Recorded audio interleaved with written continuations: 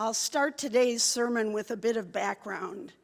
In addition to preaching here once a month since last spring, I also do a fair amount of pulpit supply at various churches in our association. Sometimes it's just to fill in for a vacationing pastor, but often it's for churches that are between pastors during an interim period. Since you have an interim period coming up in your near future, and since I've given the subject a fair amount of thought over the years, I thought I'd take this opportunity to write a new sermon for my circuit writing ministry based on the idea of what I believe your new minister will wish that you knew in terms of how you treat them and the clergy-congregation relationship in general. I want to be crystal clear about this. None of this has anything to do with Vicki. She did not feed me any suggestions based on this church, and frankly, I don't know this church well enough to know if any of my suggestions represent hot-button issues here or not, so I am in no way directing this sermon toward anyone. It's just a general list of things that over 30 plus years in ministry have occurred to me. And I also did a bit of consultation with other clergy for this effort. I belong to a private Facebook group of women UCC ministers, and I posed the question to them. I told them I was going to be writing this sermon, and with their permission might anonymously include some of their input should they care to offer it. So I asked them what they wished their congregants knew and would do in terms of how they treat their minister and each other. Interestingly enough, I had over 50 comments in the first hour, most of them fairly lengthy. And within a couple days, the number had well exceeded 100. It would seem that there are a lot of strong feelings out there among clergy on these subjects, and it struck me that it might be a good thing for me, as someone with absolutely no skin in the game, to take the lid off, if you will, and speak on behalf of many of my clergy colleagues. So I have loosely divided the content into three broad categories. First, I'll take on the little stuff. Small behaviors and issues that many clergy mostly wish you would rethink, and frankly, mostly not do. Then I will take on the medium-sized stuff, which has potential to become serious, but is usually time-limited. And finally, the third category, which directly relates to today's scriptures, the deeper matters of how to create a healthy emotional and spiritual climate in a congregation, as opposed to having a congregation, like too many of them, full of toxic conflict, gossip, and indirect expressions of anger. Most clergy in my very unscientific survey concur that these issues in the final category are among the top burnout issues for clergy, and congregations that take on and generally overcome these issues are a pastor's heaven on earth. And I will add right now that based on what I've seen here over the last year, I think this church is a good example of a basically healthy church that mostly avoids these pitfalls that I will enumerate in the sermon. But it never hurts to have a timely reminder, so here we go. So first, the smaller stuff. I'll run through these relatively quickly in something of a list form and in no particular order. Most pastors probably wish that you would refrain from the all too common practice of calling them at home on their day off, usually opening by saying, "I know it's your day off, but..."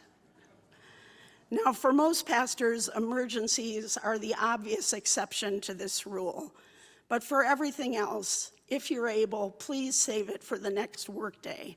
Pastors are essentially on call for emergencies 24/7, and they really need those days off to unplug and renew spiritually and remember who they are outside of their clergy role. Close second to this would be the exhortation that you not put your pastor in the position of providing unofficial pastoral care when you run into them in the grocery store. This used to happen a lot in my small town church in rural Minnesota, where people felt uncomfortable about making an appointment for pastoral care conversations. They seemed to feel that making an appointment would be making too big of a deal of whatever it was, but they were okay sharing the concern if we bumped into each other in town. Now, I was never really aware of this, and I didn't so much mind it until one day when I was walking into the grocery store with my then 3-year-old son sitting in the child section of the grocery cart. At the store doorway, he took my face in his little hands, looked me in the eye, and emphatically said, "While we're here, please don't talk to anybody." Indeed, I became instantly aware that it had been unfair of me to ask my 3-year-old to sit quietly with nothing to do for 20 minutes or sometimes even a half an hour while a hurting parishioner poured out their struggles at the grocery store. I quickly changed my response to a clearer boundaried one, where I would say to said parishioners, "You know, I really want to give this matter the time and care it deserves. Could I meet you at the church tomorrow morning?" And I would press them when I got the common response of, "Oh, I don't want to bother you because I know you're busy," by saying, "Pastoral care is not a bother, and it's a big part of why you called me. What time would you like to come in?" Another thing your pastor probably wishes you knew is that we can't visit you at the hospital if you don't let us know you're there. When I first started ministry in rural Minnesota, the hospital chaplain or social worker would call and inform me whenever a parishioner was hospitalized. With HIPAA, all of that changed, and the hospital is no longer allowed to inform clergy of member hospitalizations. Please, when you are hospitalized, have someone call the church. We want to be there for you and your loved ones, but we can't go if we don't know. Please do not rely on word of mouth, because that's always when the chain breaks down, and it's better if it comes clearly and directly from you or a close loved one anyway. Another important one is to remind congregations that a minister's family should not be expected to be free labor or even necessarily to be involved or attend. They are separate people, usually with their own jobs, and even if they don't have their own job, if they get involved, that's wonderful, but it shouldn't be an expectation. Another tidbit from my Facebook group: remind them that it takes 10 to 12 hours to write a good sermon, plus the time it takes to prepare a meaningful liturgy. Indeed, some say it takes an hour of prep work for every minute of preaching to write a really good sermon. Preparing for Sunday morning, along with the many other tasks of ministry, including pastoral care, meetings, and the countless administrative details that clergy are trying to balance, keep ministers very busy. There are at least a few folks out there that think we only work on Sunday mornings. Your help in dispelling that myth would be ever so greatly appreciated. Another item that truly falls under the heading of the little things is that it's best not to approach a pastor about a pressing personal issue or try to give them information on a Sunday morning, especially close to worship time, unless you follow it up with an email or call. Our minds are in a million places on Sunday mornings, and details tend to get lost. A close corollary to this: please do not come in 5 minutes before worship starts and ask to make an announcement. Careful attention has been paid to the flow of the service, including announcements. Please call ahead to get on that list. Here's another item. If you want your church to grow, please understand that your pastor will be trying to connect with newcomers at coffee hour, and they are not trying to ignore you. Please do your part toward growth by also reaching out to newcomers And don't interpret this as your pastor ignoring you. And finally, for this category, please also understand that events, even the really fun ones, count as work for your pastors. And your pastor works a lot of evenings and weekends and almost always works beyond their contracted time. Please be generous with time off and insist that they take it for the good of the pastor as well as the congregation. And now a couple of issues that are not little but also don't usually rise to the level of clergy killers like those I'll take on in a moment. A couple mid-size matters. Please know that while your minister probably loves you very much and you do share intense life transitions where there are strong feelings on both sides, that your pastor can't be your friend in the same way that you have other friends. There is, in healthy ministry, a subtle but necessary professional boundary. This can become especially apparent when a pastor leaves and needs to cut some ties. Please, if you hold any affection whatsoever for your pastor, let them go when they leave, difficult as that is for everybody. Do not ask them back to perform pastoral functions after they have left. It puts them in the terrible position of having to say no, and it breaks their heart as much as it breaks yours. Do not talk about them endlessly or make them saints to the new minister.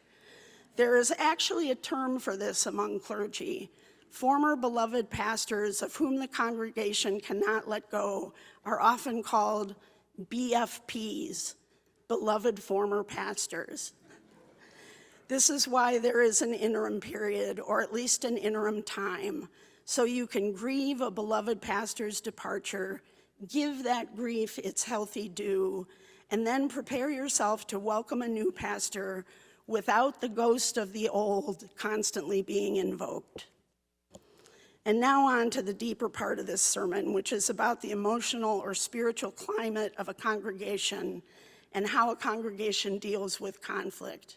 Because I believe that nothing will burn out a pastor faster than a church where poor boundaries are rampant, where people take their complaints or concerns about the pastor sideways and share them with others rather than directly with the pastor, or where people gossip about each other and are passive-aggressive about their anger at anyone. For those of you who haven't heard that term passive-aggressive, it can loosely be defined as a pattern of indirectly expressing negative feelings instead of openly communicating them directly with the person involved. It's often anger hiding behind humor, making a point through sarcasm, or perhaps false humility, saying, "Oh, it's all right," when it clearly is not. Paul tells us succinctly in today's Ephesians text that anger in the church is inevitable. He says, "Be angry, but sin not." In other words, in any community of people, some degree of anger and conflict is indeed inevitable. Wherever two or three are gathered, there are politics after all. And anger and conflict actually serve a purpose. They let us know when something may be wrong and signal the need for respectful, open, and creative resolution. Indeed, anger and conflict are inevitable in community. The only question is how they will be dealt with. Will you express negative feelings directly and respectfully to the person involved, or will you take them sideways and gossip to someone else? Permit me to be specific because this topic is so important. One of the oldest tricks in the book in church life is for one or two people to go to the pastor and say, "People are saying blank," but refuse to identify who the people are. The bottom line here is that people need to speak only for themselves. To play the old "I speak for those who wish to remain anonymous" card has payoffs, don't get me wrong. You can imply that it's a lot of people when it may be only a few or only you. and you can hide behind others and not take responsibility for your own agenda. I cannot stress enough how damaging it is for people not to go to their pastor directly and to speak only for themselves. To invoke nameless others is to set up a triangle: the speaker, the hearer, and the unnamed third party who now gets pulled in, but precludes the pastor from being able to address them and attempt to find resolution. Triangulation is always toxic and tears at the fabric of healthy community. James does not mince words on all these matters. He says the tongue is a fire. It stains the whole body and is itself set on fire by the very fires of hell, not to make too fine a point of it. And James adds, no one can totally tame the tongue, a restless evil full of deadly poison. No one can tame the tongue? I think this is James's way of telling us that if we are really honest, we have to admit that pretty much everyone, on occasion, myself included, wants to gossip or triangulate. It is almost an inevitable part of being human, at least on occasion, because it is just so intoxicating for we human beings to be in the know and to hold the interpersonal power, negative though it be, that such behaviors provide. We need to just be honest about that. We all fall prey to it on occasion. We need to be honest about it and then to ask God to do for us what we cannot do for ourselves and tame our tongues. And we need to create a church climate where it is okay to remind one another when we forget and hold each other accountable. Church vitality expert Peter Steinke, in his book Healthy Congregations, says that church bodies are like individual human bodies, and we need to develop an immune system, a critical mass of basically healthy, direct communicators who will set a tone of direct, respectful, healthy communication, free of gossip and triangulation. And this critical mass of people needs to come around and gently address it when they sense that gossip is gaining a foothold in a congregation, reminding others that healthy churches do not operate that way. This can be in the form of taking someone aside one-to-one and offering a gentle reminder, or if that seems too intimidating, at the very least, pointedly not participating in the gossip and assertively changing the subject. Eventually, people need to get the message that this simply isn't that kind of church. We have disagreements, but we deal with them directly and respectfully and do not want a climate of gossip or passive-aggressive, indirect communication. Some churches actually have behavioral covenants for how they will deal with conflict and gossip. I like this idea because then there is a standard to which people can appeal in holding the line. In any case, churches that develop something like Steinke's immune system and create a healthy baseline climate of loving, direct communication are worth their weight in gold. They become healing communities that model healthy communication for individuals and for the wider community. And they create glimpses of the realm of God. And once the word gets out that you're that kind of church, I suspect you'll get more ministerial profiles in the search process.